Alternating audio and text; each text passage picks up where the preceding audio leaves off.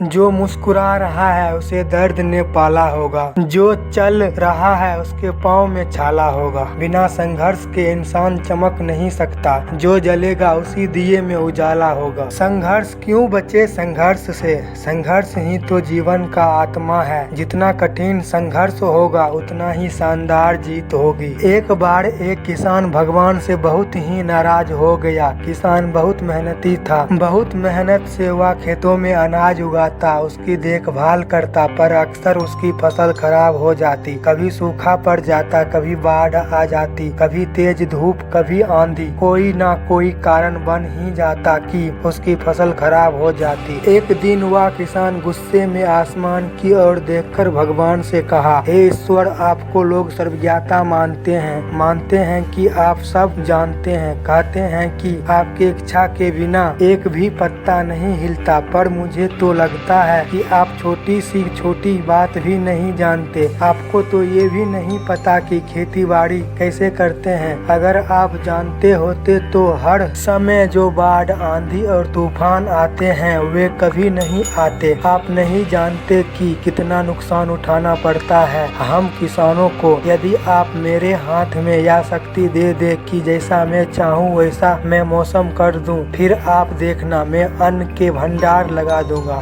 भगवान इस किसान के तीखे वाक्य सुनकर मुस्कुरा रहे थे और वह किसान के सामने प्रकट होकर बोले, मैं आज से तुम्हें यह शक्ति देता हूँ कि तुम अपनी खेतों पर तुम्हारी इच्छा हो तुम वैसा मौसम कर दोगे। मैं बिल्कुल भी दखल नहीं दूंगा। तुम्हारी इच्छा से सब कुछ होगा। किसान बहुत खुश हो गया। किसान ने गेहूं की फसल अपनी खेतों में बोई। जब उसे लगा कि खेतों को धूप चाहिए तो खेतों को धूप मिले, जब पानी बरसना चाहिए तभी पानी बरसा। आंधी, तूफान, बाढ़ कुछ भी उसने अपने खेतों पर आने नहीं दिया। किसान के खेत में इस वर्ष ऐसी फसल हुई जैसी कभी नहीं हुई थी। हरी भरी लहलहाती फसल। मन ही मन वह बहुत खुश हो गया और सोचने लगा, अब सबूत के साथ दिखाऊंगा भगवान को कि इसे कहते हैं शक्ति का सही उपयोग। मेरी सफलता देखकर उन्हें अपनी नियम जरूर बदलनी पड़ेगी। कुछ दिन गुजरे, फसल कटने को तैयार हो गए। किसान बहुत उत्सुकता के साथ फसल को काटने लगा, पर जैसे ही उसकी नजर गेहूं की बालियों पर गया तो उसने अपना सिर पीट लिया और वह रोने चिल्लाने लगा। गेहूं की